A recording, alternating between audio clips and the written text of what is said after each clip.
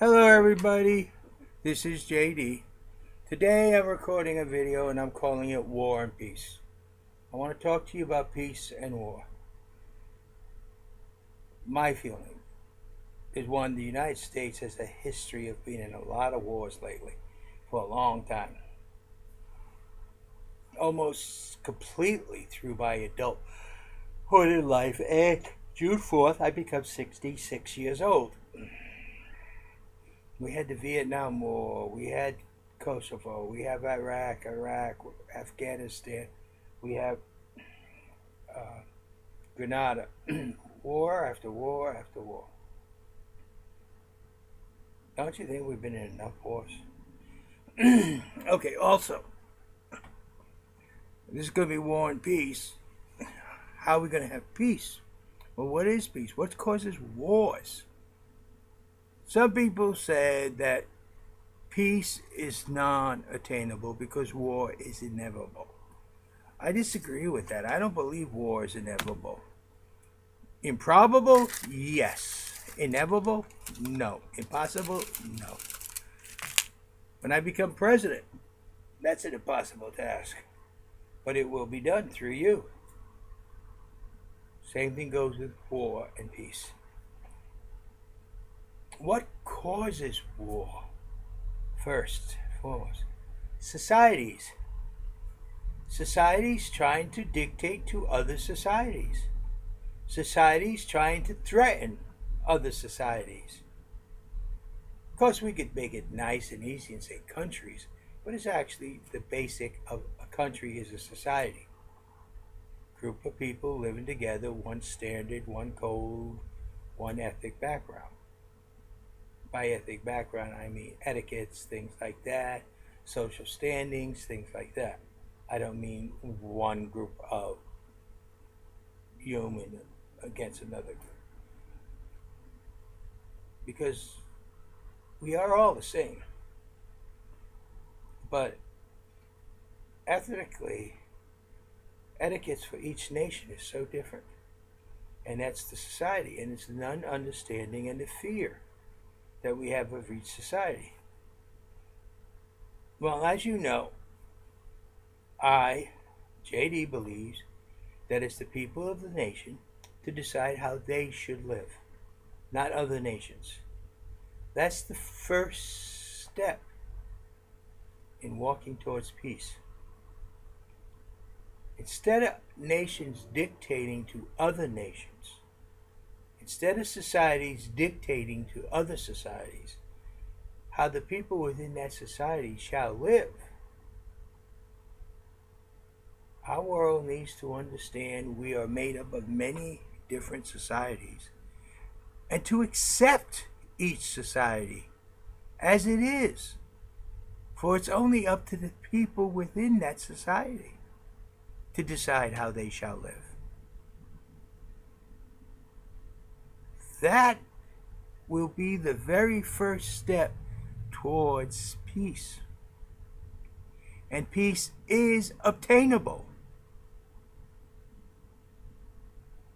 when societies start to understand all societies are different and to accept them.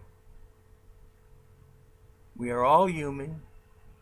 We all eat. We all drink. We all think. We all work or try to work, get a job. We all live. We all are born and we all die. We are all brothers and sisters throughout the world. Different cultures teach that, but yet those are the most violent culture to each other. I feel we should start looking and accepting the societies of the world as independent individual societies, and that each society the responsibility of the people within to decide how they shall live, not the people outside that society. Not another nation should go in and tell a nation how they should live. Not one group tell another group how they will function and what they will do, but accept each other.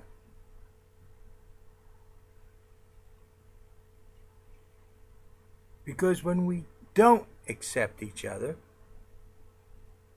and when we don't allow each society to be as they wish to be, we enter a path of inevitability. And at the end of that path is war. Now, the first order of business to stop us from accepting the individual societies as the individual societies is an organization called New World Order. They wish to control, regulate, and run all societies under their standards. And that is what causes wars. Sooner or later, society says, whoa, no, wait, no. I don't feel that way. We don't feel that way. We don't think that way. We don't want it. And then you have war. But when we as a world accepts a society as that of what the people wish, for only the people have the right to change it, and their economic systems are acceptable no matter where or what they are, then we as a world will be able to function as a unit.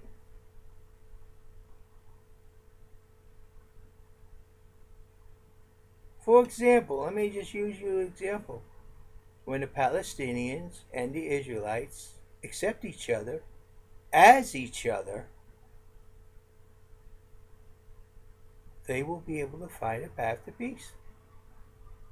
Neither the Palestinians or the Israelites, I meant Israelites, Israel or Palestine, will accept each other until they learn to accept each other as they are.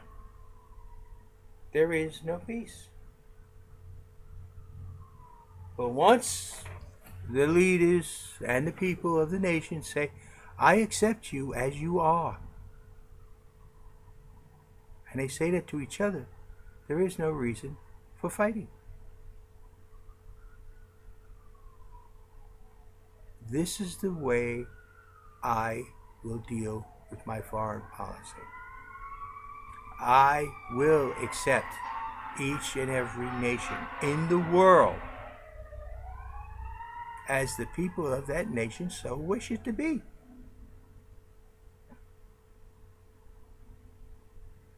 I don't even care what nation it is.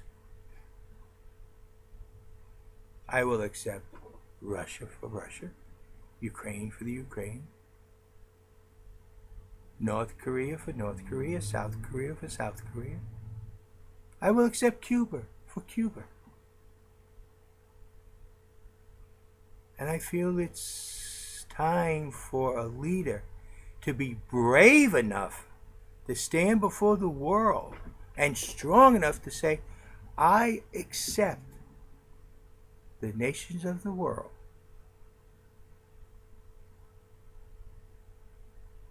as the people of those nations so deem they shall live. That's it. But warn you,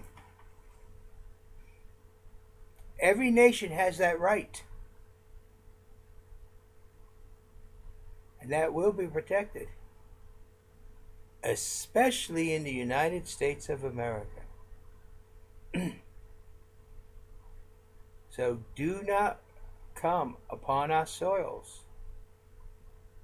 and attack us for our indifferences to your society, because you do not want to see my response, because I do not play games. And that's very important for all of you to remember.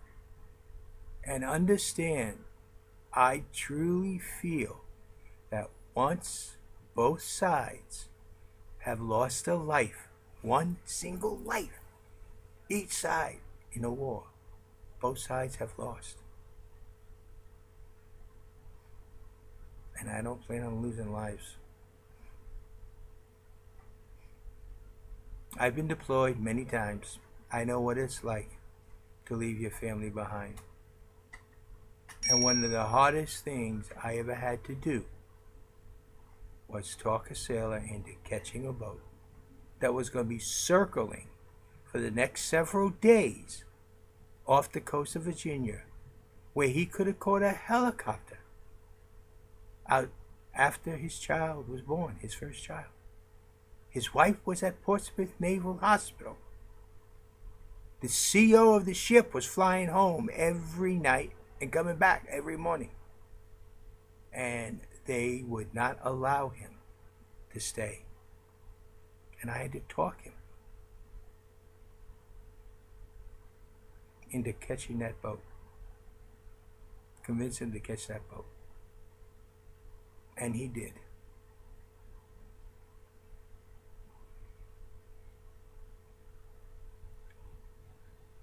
The hardest thing for any man or woman to do is to deploy. And the only time I choke up on anything is when I see on the news a father or mother coming home and surprising the child. That is a moment that only those who deploy will be able to explain. It's sweet, it looks nice. No, it's far beyond that. But to know that moment and know what it is, you have to know the deployments. Unfortunately, we will have deployments when I'm president, especially if you're in the Navy. But people, I want you to understand the difference between war and peace. Society is made by us, all of us of the world. And we can have peace. But the first step in peace is understanding that each and every society or nation has a right to exist, and that each and every society or nation, only the people who live within that society or that nation, has a right to force change upon it.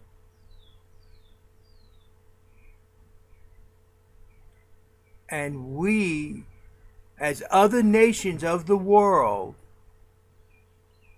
must learn to accept these societies as they are. It is not for us to decide how other nations shall live. It's only for us to decide how our nation shall be. So people, I want you to understand that above all else, peace is obtainable. World peace, more difficult, is also obtainable.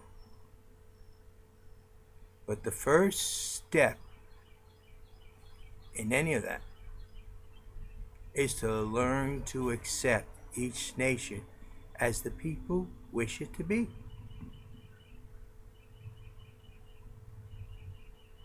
And governments need to listen to their people. And I will tell you, there is no government, none in the world, that cannot rule, dictate, or supervise a nation without the consent of the people. Give you a simple example. Let's take a make-believe country in the world, dictatorship country. And the people say they don't want a dictatorship. They want one where they have a leader that they select. Well, they say, no, you are not the leader of this country. He says, yes, I am. Says, military, shoot the people. But you see, the military's with the people. There's nobody to handle the guns, nobody to drive the tanks, nobody to fly the planes. So you got this one man standing there saying, I'm the ruler, and you got a country of people that's saying, that's what you think. And that's the way it works. You don't even have to fire a shot. That's what I say about this country. We are going to have a major revolution going back to the standards and the beliefs and the promises made by the Declaration of Independence and the Constitution of the United States to the people. The government shall return to the hands of the people, yet we will not fire a single shot. The revolution will be done in November of 2016. The transition will start January 21st, 2017.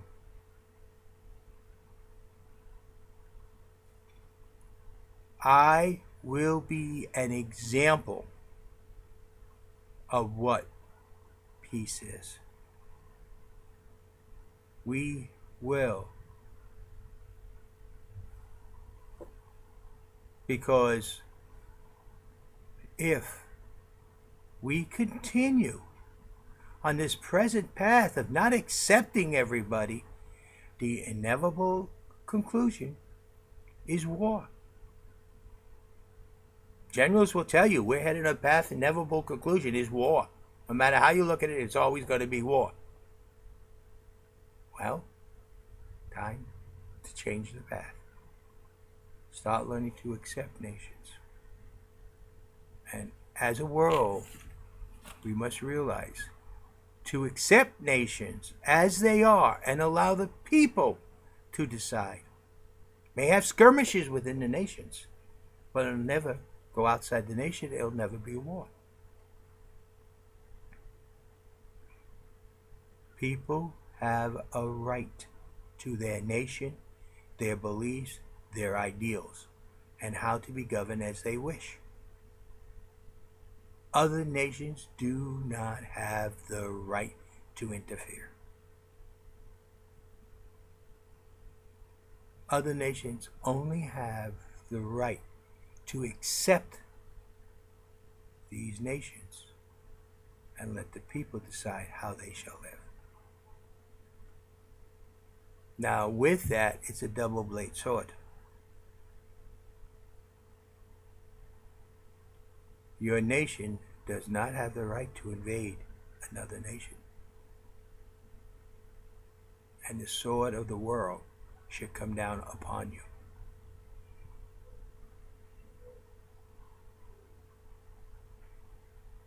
And JD don't play games. I would love to see 1,000 years from now the world of the multitude of nations still the same as they are today, exactly the same as they are today, and each nation accepts each other. That would be wonderful, because that will mean we've existed without any major wars or conflicts, without killing women and children, without destroying society as we have built it, and that we are accepted of each other. These are the steps for peace. These can be achieved. Or we can go the other route. NWO, New World Order, dictates everything. Everything shall be under one. And that will always lead to war. I don't care what NWO says. I don't care what formulas they use. It always leads to war. It's been proven time and time and time and time again. They used to call them empires. But the truth is, it's an economic organization that tries to control the world instead of accepting the world as it is. And that is the most important thing as far as my world politics shall be. I, JD, as President of the United States and the United States of America, will stand up and tell the world we as a nation has our society, and our society states that all nations have a right to exist, and it's up to the people within that nation to decide how they shall live, and no one else. That will probably be the first step to world peace. Thank you. This is JD. Have a nice day.